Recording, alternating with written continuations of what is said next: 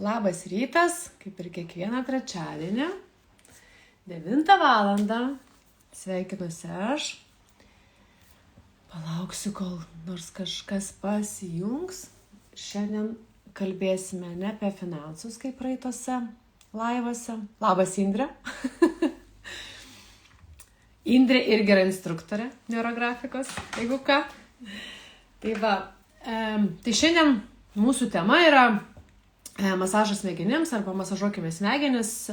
Ir iš tikro, kas mane sekat ir žinot, tai bus apie neurografiką. Tik šiandien pabandžiau kitaip sugalvoti, pateikti tai, nes jau ir pačiai atsiboda tą patį per tą patį pasakoti. Ir norisi kitaip per metaforą. Šiandien būtent metaforą pasirinkau masažą. Nes tikiu, kad tikrai kiekviena ar kiekvienas iš jūsų masažuojatės, einat į masažus rečiau ar dažniau ir suprantat, kad jie yra naudingi ir reikalingi, ne? Nes masažas mūsų kūnui išjudina kraujotaką, limfą, mūsų apykaita pagerėja, tam tikrus skausmus nuima, ne? Iš tikro dažnai labai netgi masažo metu gali būti tokių dalykų, kad pasiekimi tam tikri taškai ir būna iškyla tam tikri dalykai, kurie galbūt nemalonus. Tai va čia irgi truputį bus apie tai. Taigi, masažas smegenim. Masažas smegenim yra tikrai tų masažų, galima sakyti, nemažai. Smegenim gali būti tai ir nežinau, skaitimas, rašymas, kryžiažodžių sprendimas, taipogi, nežinau, garso kažkokios terapijos, arba vat, kai buvau, ką tik grįžau iš konferencijos, ten darė dainuojančių dubenų meditaciją, tai irgi sakė, masažas smegenims. Tai tų būdų įvairiausių smegenims yra tikrai daug, tik kiekvienas mes išsirenkam tai, kas mums tinka.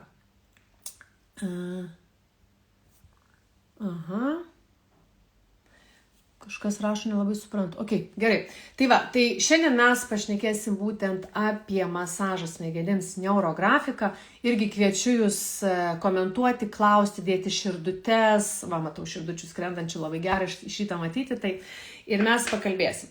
Aš susirašiau vakar viską, kokius punkčiukus, ką po ko. Tai pirmas punktas yra, kas tai tas masažas smegenims. Tai šiandien mes pakalbėsim būtent apie neurografiką. Neurografika tai kūrybinis metodas darbui su pasąmonė.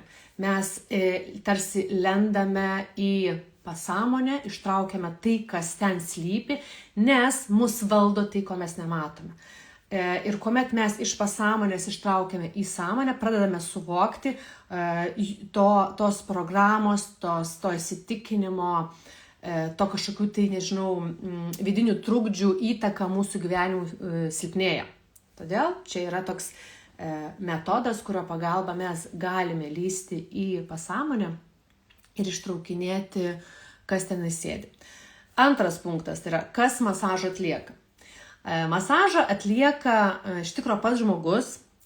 Tik tai yra du dalykai. Pirmas, tai kai žmogus nemoka pagrindų ir nežino apie kai, tai tikrai turi būti instruktorius šalia, kuris veda žmogų būtent šito masažo metu. Ką daryti, kur daryti, užklausia tam tikrą klausimą, nurodo, tam tikrai punktai yra algoritmai, apie kuriuos aš truputį vėliau pakalbėsiu. Nes tai yra svarbu, nes būtent šitas metodas yra labai struktūruotas. Ir reikia laikytis punktų, kad mūsų rezultatas būtų geresnis ir tikslesnis. Bet jeigu žmogus baigia neurografikos naudotojų kursą, jisai išmoksta teoriją, supranta apie ką tai yra, kas vyksta būtent piešimo metu ir tada jisai jau gali savarankiškai savo padėti. Žinoma, neurografikos naudotojo kursą mes mokau tiksliau tik tai 2 algoritmų. Tik tai yra blokų nuėjimo algoritmas yra 3 būdai ir ketinimo iškelimo algoritmas. Tai va, kas dar nesiregistravote ir nežinote, tai 23 dieną, kitą pirmadienį pradedam tą būtent naudotojų kursą. Tai va, tai kas masažą atlieka iš tikro pats žmogus, tik tai pradžioje, jeigu jisai nežino, jisai yra vedamas instruktoriaus, ką po ko daryti, kai išmoksta pagrindus, jisai gali savo padėti.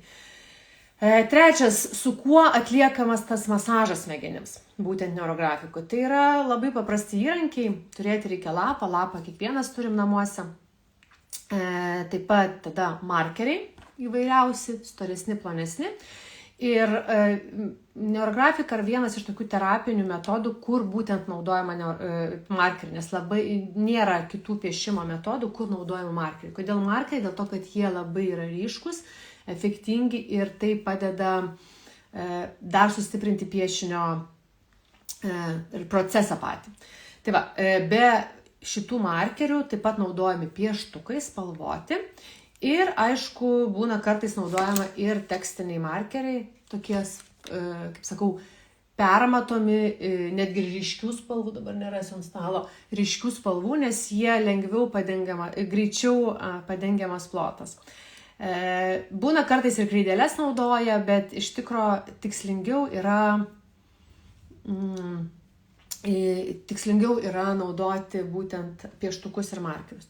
Indrė, aš taip labai svarbu išmokti pagrindus, nes pati praėjai, pati žinai. Taip, išmokti pagrindus svarbu, nes paskui sako, neurografika neveikia, čia yra nesąmonė ir taip toliau. Tai vat, ačiū tau, Indrė, labai. Indrė rašo, Agnė labai nerealiai gerai perduoda visą informaciją. Ačiū labai. Tai va, tai pagrindai yra svarbu, nes jeigu mes suprantam esmę apie ką ir kaip, mes tada galim savo padėti patys, o ne sakyti, kad čia neveikia, nesąmonė ir nieko nedaryti. Nes tikrai yra nemažai, aš jau pastebiu internete, bet čia kiekvieno žmogaus reikalas, pabaigia, nežinau, kartais ir iš YouTube keletą paskaitėlių arba nueina į naudotojų kursą ir jau moko kitus. Tai yra draudžiama daryti iš tikrųjų, bet tai kiekvieno žmogaus sąžinės reikalas, nes neurografika gali mokyti tik tai instruktorius, kuris praeina minimum 9 mėnesių mokymus ir ten yra dar ir giliau reikia gilintis, nes aš kai baigiau instruktoriaus kursus galvojau, nieko aš nežinau. Po naudotojų kurso galvojau, kad aš daug daugiau žinau. Po instruktoriaus kursus matau, kad aš nieko nežinau ir iš tikro augama ir tobulėjama darant ir dirbant su klientais. Taigi instruktorius mokyti gali tik instruktorius. Gerai, einam prie 4 punkto, ar reikia pasiruošti būtent šitam piešimui neurografikos.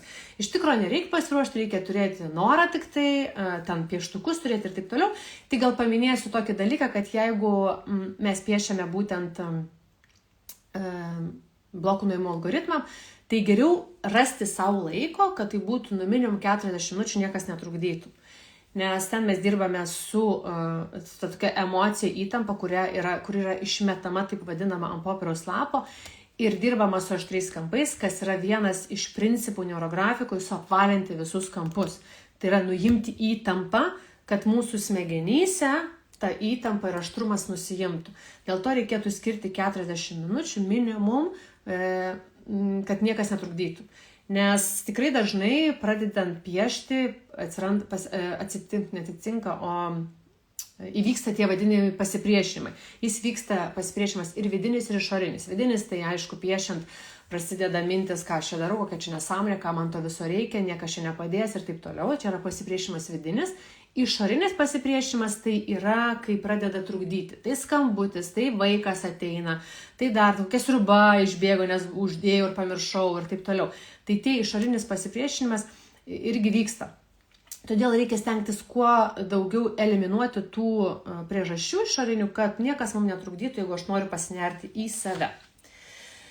Taip, 5.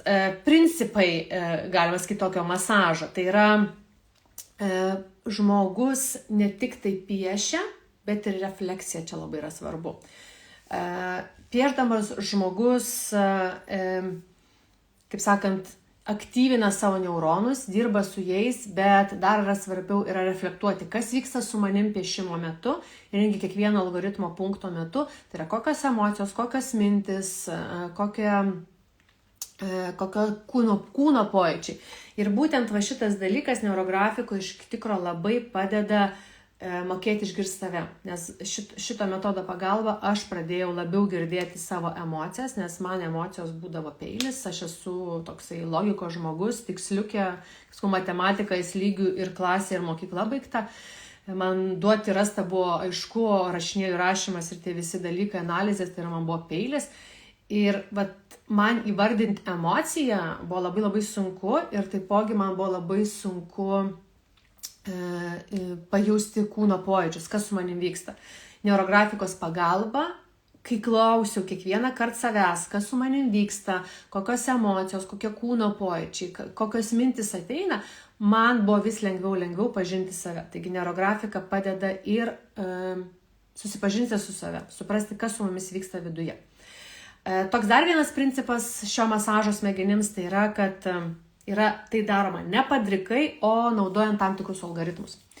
Ne tam tikrus, o iš tikrųjų yra bazinis algoritmas, kuris taikomas paskui visose kitose. Ir kodėl yra svarbu algoritmas? Dėl to, kad čia mes dirbame. Kaip ir masažė su kūnu, ne? Masažistas dirba su paviršiniais raumenim, paskui su giluminiais ir dar tenais, kur vos ne, kaip aš sakau, užslėpti raumenis. Netgi neseniai turėjau pati pavyzdį, kai man nugarą masažavo, atrodo, nugarą pamasažuotų, paviršių išmasažavo, vidų lyg išmasažavo, o paskui pasirodo raumuo, kuris atsakingas už nugaros mano skausmą, jisai yra priekyje, čia, nežinau, kur kirkšnis kažkur tai, ir ten taip giliai reikia lysti, bet prie jų tu gali prieiti tik tada, kai tu išmasažuoji paviršių. Tai lygiai tas pats ir neurografikoje.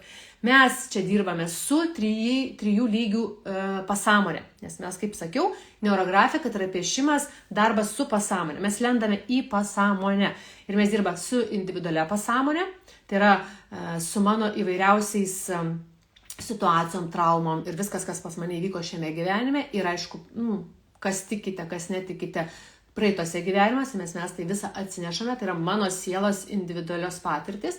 Tai individuali mano pasąmonė, tada su kolektyvinė pasąmonė, tai yra įvairiausi archetipai, agregorai ir aišku tada su vadinama esybė, tai yra su aukštesniosiom jėgom, tai yra 3 pasąmonės lygiai. Ir būtent tas algoritmas, kuriuo mes vadovaujamės neurografikoje ir padeda mums po truputį lysti į tą pasąmonę vis giliau ir giliau. Nes jeigu taip trumpai pasakyti, mūsų pasąmonė yra, kaip sakau, pliusiukų ir minusiukų, tai ką tai reiškia, tai yra pliusiukai mūsų geros patirtis, emocijos, tai kas mums faina ir gera, ir minusiukų. Ir kuo daugiau pas mus tų minusiukų blokų, tuo mums sunkiau atrasti ryšį su savimi, kas tikite, su aukštesniuoju aš, su kūrėju, su visata ir taip toliau. Mes negirdime per tos blokus. Ir būtent neurografikos pagalba, piešimo pagalba, mes lendame į pasąmonę ir mes iškelinėjom tos minusiukus į viršų. Mes pradirbame, jų sumažėja, reiškia, mes daug lengviau atrandame ryšį su ta kūrybinė savo dalimi, su savo aukštesniu aš, su savo savastimi, su savo esybė ir taip toliau. Taigi, ne padrikai piešiama, o naudojant algoritmus. Ir būtinai pradedant masažą yra reikalinga užklausa. Kiekvienas neurografikos piešinys turi savo temą. Mes nepiešime bile ko. Tai yra užduodama tema ir su jie piešima. Aš labai gerai atsimenu savo vieno mokytojo pasakymą, kad netgi temą jūs galite užduoti bet kada. Pavyzdžiui, einat pasivaikščioti, galite užduoti temą. Nes jūs judėdami, jūs išjudinate tam tikrus irgi blokus mūsų kūne.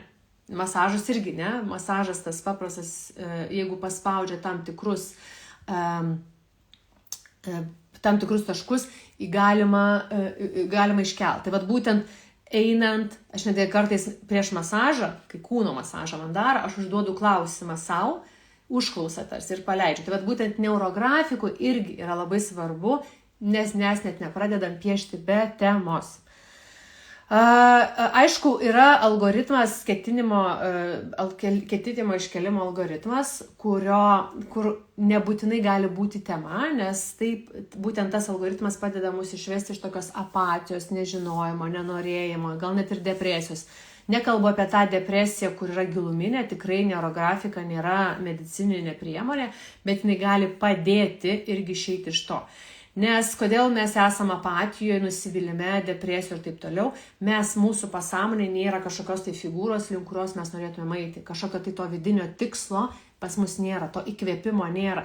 Ir būtent neurografikos pagalba, ketinimo iškelimo algoritmas padeda užaktyvinti kažkokias tai, ne kažkokias, o sudaryti naują neuronų kontūrą ir atsiranda viduje figūra.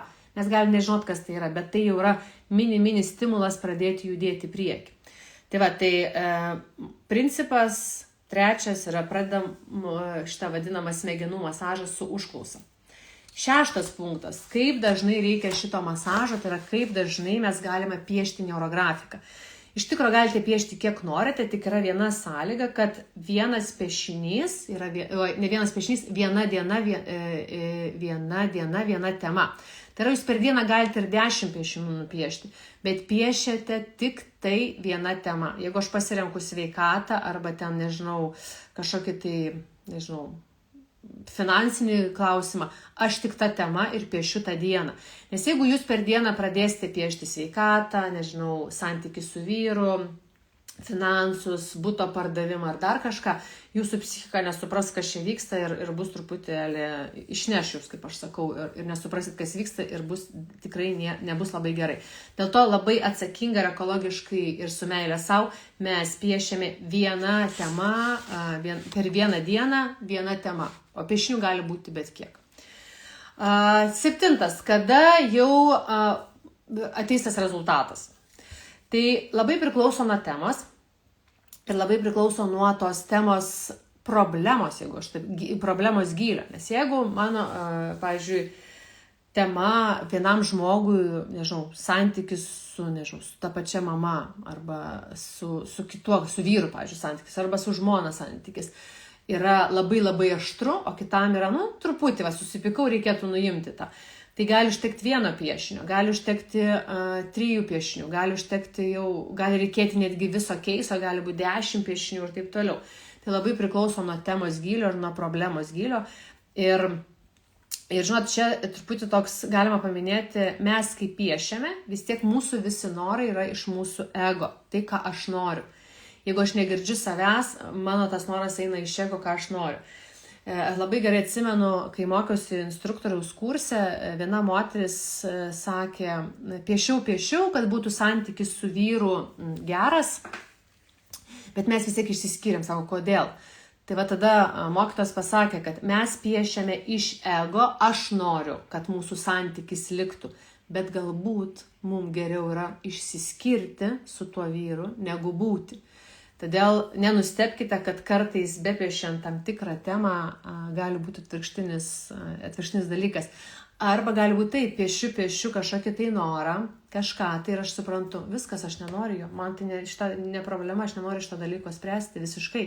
Tai čia irgi parodo, kad tiesiog jūs suvokėte, kad tai ne jūsų. Ir iš tikrųjų labai reikia pasidžiaugti, kai jūs siekiate kažkokio tai tikslo, norite kažkokio tikslo, pradedate liktai daryti, ar piešti, ar daryti veiksmus, ir suprantate, kad tai ne jūsų. Atrodus, o tai kaip čia dabar, aš liktai norėjau, bet labai didelis pliusas, nes jūs pradinėje stadijoje supratot, viskas, tai ne mano tikslas, aš jo nenoriu. Ir tada jūs nešvaistote savo laiko. Todėl piešti neurografiką gali, sakau, tų piešinių gali reikėti 1-2. Atsimenu, praeitam kurse moteris man sakė, piešė piešinį, nes nerado raktų namuose. Ir pieždama atėjo mintis, aš ten turbūt pasidėjau, nes susiaktyvino neuronai ir jinai prisiminė, kur jinai padėjo. Tai arba aš kaip piešiau vieną kartą neurografikos piešinį su klientais, kad ateitų daugiau klientų, man piešimo metu netgi paskambina klientas ir užsirašė konsultaciją. Tai tokio, kad konkrečiai pasakyti, kiek reiks laukti rezultato, tikrai nėra, bet yra svarbiausia daryti. Nes jeigu jūs tik tai galvosite, kad, nežinau, papiešiu porą linijų ir viskas išsipildys, tikrai to nebus. Gerai, einam toliau. Kad klausimą matau. Ar galima su neurografika papiešti giminės blokus, prisirišimus, ryšius? Galima, tikrai galima. Vienam savo kurse mes dirbom su, pavyzdžiui, su įsitikinimais, su prisirišimais prie giminės, nes ten irgi sėdi tam tikri dalykai. Man ko patinka labai neurografika, iš tikrųjų mes, kaip, pavyzdžiui, piešiam laiko liniją į praeitį ir mes nežinom, ten kažkas įvyko, kodėl pas mus gyvenimas toksai. Ir dažnai metodų yra tokių, kad mes turim atrasti, pakapstyti, suprasti, apie ką tai yra. Neurografikoje nebūtina tai daryti. Aš tiesiog einu laiko liniją, aš pajuntu ant tos laiko linijos kažkokią emociją, pojūtį, nežinau, gali ir pykinti, ir dar kažkas suprantu, kad ten kažkas įvyko. Jeigu aš dar skalę nusipiešusi, aš galiu suprasti, kad kokia maždaug amžių, gali ateiti mintis apie ką tai yra. Aš pradirbu, padarau išmetimą, kas supranta iš neurografų dabar, ne? Padarau išmetimą, pradirbu, pokytis įvyko, emocinis kūno požiūrį, viskas. Ir reiškia, kad ten jau kažką mes pradirbome. Mums nebūtina gilintis ir aiškintis kas. Tai va čia man dėl to neurografika patinka, nes aš visą laiką turėdavau problemų su laiko linija eiti į praeitį per meditacijas ar kur nors, aš nieko nematau, aš nieko neprisimenu, kas ten įvyko, ar mane tai nervuodavo ir taip toliau, ten tokių nesąmonių vykdavo mano vidiniai procesai ir neurografikos pagalba aš galiu tai daryti ir nebūtina man prisiminti, kas įvyko. Taip, prisiminus ir iškėlus tai į paviršių, galbūt rezultatas stipresnis, bet tikrai tai galima daryti ir be to.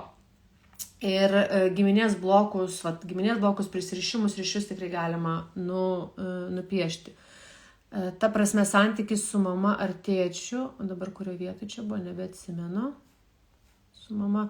Indrė, pakartok tą klausimą, kažką kalbėjau ir nežinau, apie ką čia yra ta prasme santykis su mama ar tėčiu. Tai va, tai aš einu dabar toliau. 8 punktas, šalutiniai poveikiai. Šalutiniai, nežinau, poveikis jo, kas gali blogai būti po neurografikos. Nežinau, kas čia gali blogai, tiesiog gali labai keistis jūsų gyvenimas, keičiasi jūsų mąstymas ir matymas, nes mes neurografikoje nekeičiame, pavyzdžiui, jeigu aš piešiu santykį su vyru, aš nekeičiu vyro, kad jis būtų geresnis, aš keičiu savo santykį į jį. Ir kai aš keičiuosi, aplinka irgi keičiasi. Tai jeigu aš, pavyzdžiui, piešiu tą pačią savivertę savo, jeigu aš taip sustiprėju, kad aš jaučiu savo stuburą, aš galiu pasakyti stop arba ne, aš galiu atstovėti savo ribas ir neleisti kitiems lipti mano galvos, aišku, kad kitiems nepatiks, nes jūs keičiatės, jūs esate kitokie ir automatiškai sistemai nepatinka, kas vyksta. Ir vyksta prasipriešinimas. Aš atsimenu, kai aš pradėjau mokytis ir taip toliau, tai ištisai būdavo, net ir vyro replika buvo pasakyta, kad aš nesuprantu, tu čia mokaisi, gilinėsi, ar dar piktesnė ir visokia daraisi. Arba dar kažkas čia su tavim pasidarė, normali buvai, o dabar čia dar kažkas darosi su tavim. Tai pokytis visą laiką būna ir kai mes keičiamės, aplinka keičiasi ir išlieka tada tie, kas lieka. Tie patys draugai, tie patys, nežinau, tas pats darbas, jūs jau nebegalite, pavyzdžiui, tam pačiam darbe dirbti, jeigu spiešiate santykių su, pavyzdžiui, viršininku, ne? Arba dar kažką. Tiesiog suprantate, kad palauk, čia ne mano vieta, aš nenoriu čia dirbti. Aš noriu dirbti, kur man malonu. Ir aš neleisiu savo, pavyzdžiui, lipti ant galvos arba aiškinti, kiek aš turiu dirbti. Tai vat pokytis tikrai vyksta ir mąstymas keičiasi. Kai jūs keičiatės, keičiasi ir jūsų realybė. Nes mūsų supanti realybė tai yra mūsų santykio su aplinka atspindys. Ir kai mes pradedame keistis, nes čia neurografikos pagalba keičiasi mūsų mąstymas, mes kitaip pradedame matyti ir tą pačią temą ir apskritai suvokimo kitų ateina. Aš keičiuosi, keičiasi mano aplinka ir gali daug kas nubirėti, bet ateiti daug naujų gerų dalykų. Taip pat neurografikos pagalba yra nuimami įvairūs ribojimai ir plečiasi negebėjimai, o galimybės. Nes aš galiu piešti šią momente, pavyzdžiui, nežinau, kaip man suspėti, nežinau, kažką tai suorganizuoti ten kokį nors arba paruošti medžiagą projektui, tai yra dabar ir čia dabar. O gali būti mano galimybės plečiamos, pavyzdžiui, aš galvoju, kad aš noriu nubėgti, pavyzdžiui, 10 km, ar čia ne maratonas, net ne pusmaratonis. O paskui, bepiešiant būtent dėl tų 10 km, kad aš nubėgčiau, man ateina toksai suvokimas ir atsiveria galimybės, kad žiūrėk, aš galiu nubėgti ir 20 ir 30 km. Taigi neurografika padeda plėsti tą galimybės ir matyti galimybės. Ir aišku, neurografikos pagalba mes galime planuoti ir keisti savo ateitį. Tai yra, mes laiko liniją piešiame ir planuojamės tai, ką mes norime savo ateityje turėti. Tai va, dar pasižiūriu, ar klausimų nėra.